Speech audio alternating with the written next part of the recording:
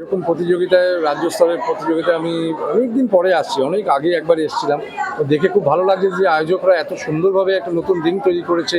এবং আলী যেটা বললো কিছুক্ষণ আগে, যে শুধু যারা খেলোয়াড়রা এসছে বিভিন্ন ডিস্ট্রিক্ট থেকে বাংলার, তারা শুধু নয়, এখানে লোকাল যারা একটা সুযোগ পাচ্ছেন, যে মানুষরা, ছেলেমেয়েরা, গার্জেনরা এসে দেখতে পারবে সামনে একটা কমব্যাট স্পোর্টস কিন্তু প্রচণ্ড ইন্টারেস্টিং হয় দেখতে।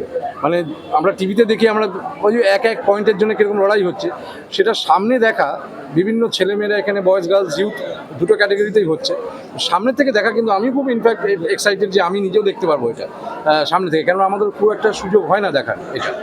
হ্যাঁ, প্রফেশন ডেফিনেটলি আলাদা, শুটিং জগৎ আলাদা, বক্সিংয়ের জগৎ আলাদা, কিন্তু একসাথে আমাদেরকে বাঁধে কিন্তু এটা অলিম্পিক স্পোর্ট। আমরা একটু আগে আলোচনা করছিলাম ক্রিকেট, ফুটবল জনপ্রিয় স্পোর্ট, ডেফিনেটলি জনপ্রিয়, মানুষে ভালোবাসে, প্রচুর হাজার হাজার লক্ষ লক্ষ মানুষরা দেখে। কিন্তু আমাদের এই যে উদ্যোগগুলো, ছোটো ছোটো উদ্যোগ যেগুলো, সেগুলোকে বড় করতে হবে, কেননা এইগুলোতে অলিম্পিকের মেডেল পাওয়ার কিন্তু সম্ভাবনা খুব বেশি। শুটিং, বক্সিং, ওয়েট লিফটিং, এগুলো থেকে আমরা দেখেছি গত বেশ কয়েকটি অলিম্পিকে ভালো ভালো মেডেল এসছে। তো সেইখানে আমরা যদি এখন এইটা গ্রাসরুট লেভেল থেকে তৈরি করি, তাহলে পরবর্তীকালে আমাদের দেশের জন্য যেমন হয়ে খেলবে, আমাদের বাংলার থেকে ছেলেমেয়ে যারা উঠবে, সেটা কিন্তু প্রচণ্ড তাৎপর্য রাখবে। কারণ এখনও পর্যন্ত মনে রাখতে হবে, যে খেলাই হোক, সে বক্সিং হোক, সে শুটিং হোক, বাংলার থেকে কিন্তু এখনও একটাও মেডেল আসেনি বাঙালির দ্বারা, কোনো রকম এখনও অলিম্পিক মেডেল এখনও একটা ইন্ডিভিজুয়াল আসেনি। তো সেটার জন্য আমরা লড়ে যাব।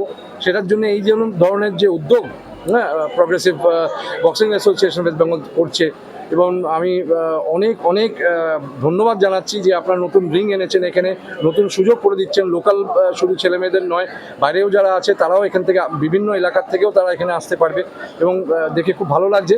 এবং কিছুক্ষণ পরেই আমাদের শুরু হচ্ছে এই খেলাটা। আমি অভিনন্দন জানাবো আয়োজকদেরকে, আমি অভিনন্দন জানাবো যারা পার্টিসিপেট করেছে, যারা জিতবে তারা নিশ্চয়ই তাদেরকে আমি অভিনন্দন জানাবো। কিন্তু যারা পার্টিসিপেট করছে, আরও সংখ্যায় পার্টিসিপেট করুক, আরও সংখ্যক মেয়েরা পার্টিসিপেট করুক, এইটুকু আমি চাই। শুটিংয়ের জন্য অনেক কনসেন্ট্রেশনের প্রয়োজন হয়, তো এই ক্ষেত্রেও তো কনসেন্ট্রেশন লাগবে, তার জন্য কি কিছু প্রিপারেশনের দরকার পড়ে?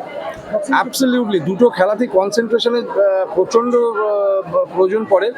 শুধু ডিফারেন্সটা এটাই যে আমরা একটা গুলিটা কনসেন্ট্রেট করে আমরা ছুড়ে যেতে পারি, কিন্তু এখানে কনসেন্ট্রেশন ছুটবে কি মুখের মধ্যে একটা ঘুষি পড়বে, হ্যাঁ, সেটা কারোরই ভালো লাগবে না। তো সেই কারণে যে নিজের যাতে ক্ষতি আটকানো যায়, সেটার জন্য তার ডিফেন্স বা অফেন্স কোন সময় করতে হবে, স্প্লিট সেকেন্ডের মধ্যে ডিসিশন মেকিং এবং কনসেন্ট্রেট করা, চোখে চোখ তাকিয়ে কোন পদক্ষেপ সে নেবে সেটার ক্যালকুলেশন করা, আমার মনে হয় এই খেলাটি দারুণ একটি।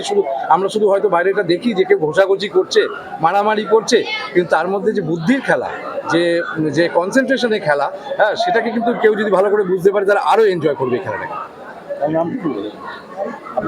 আমার নাম জয়দীপ কর্মকার, আমি অলিম্পিকে ফাইনালিস্ট 4th ছিলাম এবং অর্জুন অ্যাওয়ার্ডি। অলিম্পিকের ইতিহাসে একমাত্র বাঙালি পদকের একদম কাছে।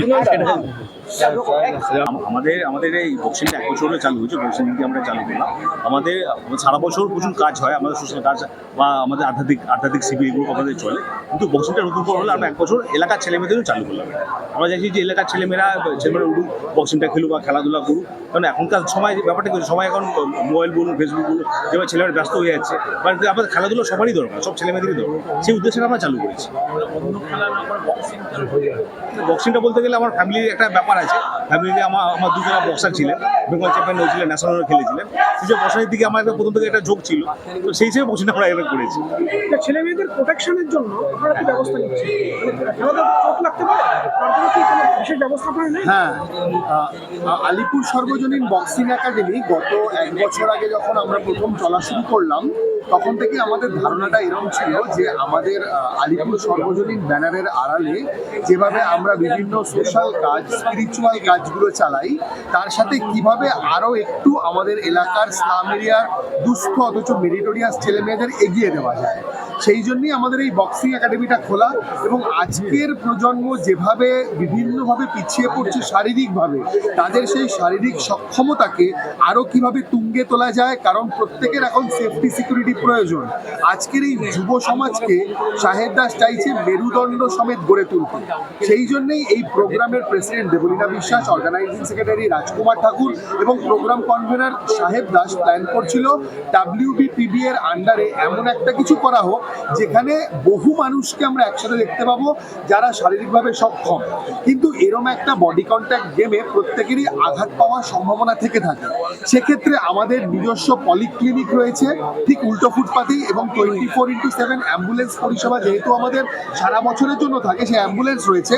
আমরা MBBS ডক্টরকে রেখেছি, যেহেতু আজ সকাল থেকেই মেডিকেল টেস্ট চলছিল, তাই তিনি ছিলেন এবং তিনি গোটায় 29, 30, 31-এও থাকবেন।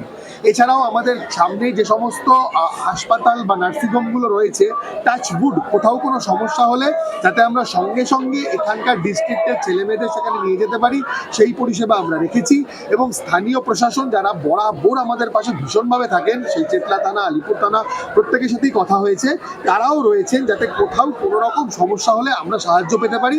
আর আমাদের সব থেকে বড় পাওনা আপনারা, যারা আমাদের প্রত্যেকটা কর্মকাণ্ডে পাশে আসেন, আপনারা আমাদের এভাবে কভারেজ করেন, তাই আমরা জনসাধারণের কাছে পৌঁছতে পারি এবং বলতে পারি এটা একটা সাধারণ ক্লাব হয়েও একটা মিথকে সামনে রেখে এগিয়ে চলে যে আমাদের সবাইকে সুস্থভাবে সামনের দিকে এগোতে হবে, সেটা সোশ্যালি, মেন্টালি, ইকোনমিক্যালি, স্পিরিচুয়ালি এবং ফিজিক্যালি।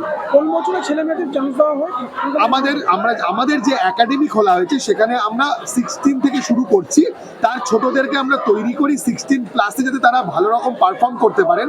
তবে আমরা এবছর যে সুযোগটা পেয়েছি WBPI পক্ষ থেকে, সেটা হচ্ছে জুনিয়র মেন্স, উইমেন্স এবং আমাদের ইউথের মেন আর উইমেনদের নিয়ে। আর এরা এখান থেকে যারা অলরেডি পারফর্ম করবে তারা তো ন্যাশনাল লেভেলে যাবেই, কিন্তু আমাদের স্বপ্ন যে এখান থেকে এরপরে এইরকম একটা বিষয়কে দেখার পর এলাকার যে সমস্ত ছেলেমেয়েরা চলে আসবে, আমরা তাদেরকেই এই একাডেমির মাধ্যমে একটা সুরক্ষিত ভবিষ্যৎ দিতে চাইছি। স্টেট চ্যাম্পিয়নশিপ হ্যাঁ, এটা স্টেট চ্যাম্পিয়নশিপ হচ্ছে 2026 সালে।